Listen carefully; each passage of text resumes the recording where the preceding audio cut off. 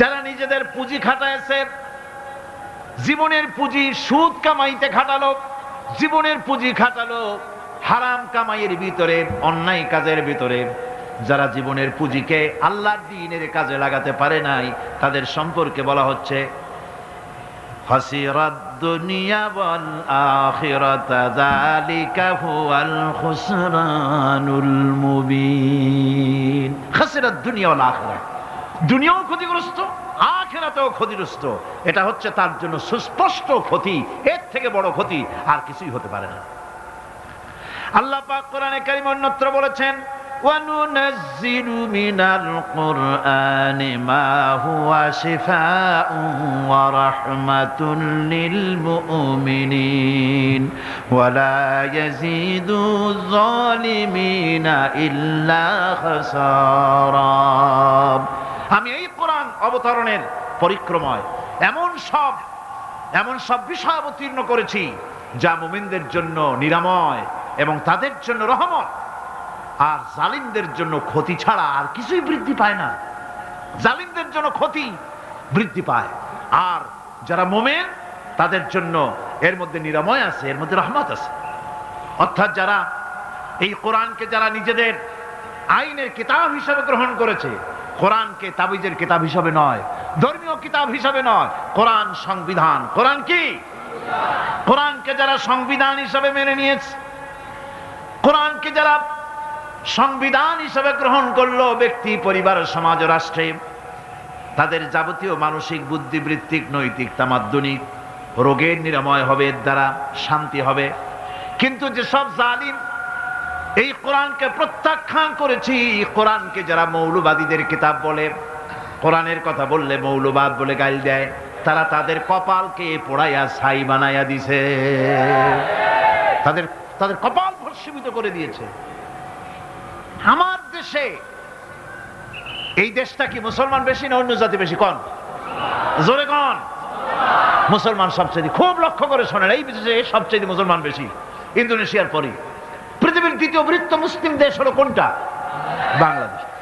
এই দেশে ইসলামরে যত গালি দেওয়া হয়েছে, কোরআনকে যত গালি দেওয়া হয়েছে, আলেমদেরকে যত গালি দেওয়া হয়েছে, রাসূলুল্লাহকে যত গালি দেওয়া হয়েছে, ইসলামী আদর্শকে যত গালি দেওয়া হয়েছে, পৃথিবীতে কোন দেশে এইভাবে ইসলামকে গালি দেওয়া কোথাও হয় নাই। এমনকি আমেরিকার মতো দেশে, ইংল্যান্ডের মতো দেশেও কোরআনের বিরুদ্ধে এত কথা কেউ বলতে সাহস পাবে না, ইসলামের বিরুদ্ধে কথা বলতে সাহস পাবে না, যেহেতু মুসলমানেরা সেখানে পাল্টা আক্রমণ করবে। আজ আমার দেশে মুসলমানের ঘরের সন্তান হইয়া ইসলামের বিরুদ্ধে তারা বক্তব্য রাখে। মৌলবাদ জিকির উঠে গেছে। আমেরিকার প্রেসিডেন্টরা যখন শপথ নেন, প্রেসিডেন্ট হিসাবে ওথ নেন, বাইবেলের উপরে হাত রাখেন আর বলেন, এই মহাগ্রন্থকে স্পর্শ করে শপথ নিচ্ছি, আমি আমার চিন্তা চেতনা, আমার মেধা, আমার প্রজ্ঞা সবটা আমার জাতি, আমার দেশকে উন্নয়নের জন্য, এর সমৃদ্ধির জন্য, এর সংরক্ষণের জন্য আমি আমার জীবনকে উৎসর্গ করব। বাইবেলের উপরে স্পর্শ করে এই শপথ তারা নেন। আমার দেশের প্রেসিডেন্ট, প্রধানমন্ত্রী শপথ নেওয়ার সময় কোরআন শরীফের উপরে হাত রাখে যদি, তাহলে বলা হবে বেচারা মৌলবাদী হয়ে গেছে। এটা করা যাবে না। আর যদি কেউ করে সামান্য কিছু, কোরআন না, যদি তসবিহ নিয়েও আসে, তাহলে বুঝতে হবে জাতির সাথে একটা প্রতারণা ছাড়ার কিছুই না।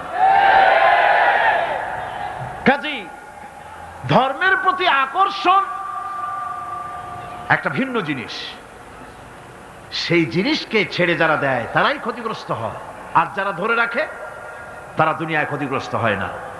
আল্লাহ পাক এখানে রাসূল করিম সাল্লাল্লাহু আলাইহি ওয়াসাল্লাম একটি হাদিস প্রণিধানযোগ্য কোরআনের ব্যাপারে। হুজুর বলেছেন, আল কোরআনু হুজ্জাতুন লাকা ওয়া আলাইকা। এই কোরআন হয় তোমার পক্ষের সাক্ষী, না হয় এই কোরআন তোমার বিপক্ষের সাক্ষী। কিয়ামতে এই কোরআন হয় তোমার পক্ষে কাজ করবে, নতুবা এই কোরআন তোমার বিপক্ষে কাজ করবে। দুই অবস্থা থেকে খালি হবে না। হয় কোরআন তোমার পক্ষে সাক্ষী দেবে, না হয় আমরা কি চাই? কিয়ামতে কি চাই? বলেন কি চাই? কোরআনের পক্ষে যদি আমরা সাক্ষী চাই, তাহলে এই কোরআনের পক্ষে আমাদেরকে কাজ করতে হবে। এছাড়া আমাদের নাজাতের কোনো পথ নাই। আমাদের মুক্তির পথ হচ্ছে কোরআন কেন্দ্রিক, রাসূলুল্লাহর হাদিস কেন্দ্রিক।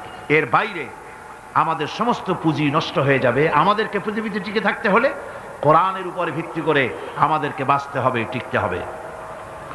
কোরআনে কারিমে আল্লাহ রাব্বুল আলামিন অন্যত্র বলেছেন, কুল ইন্নাল খাসিরিনাল্লাযীনা খাসিরু আনফুসাহুম ওয়া আহলিহিম ইয়াওমাল কিয়ামাহ আলা যালিকা হুয়াল খুসরানুল মুবিন।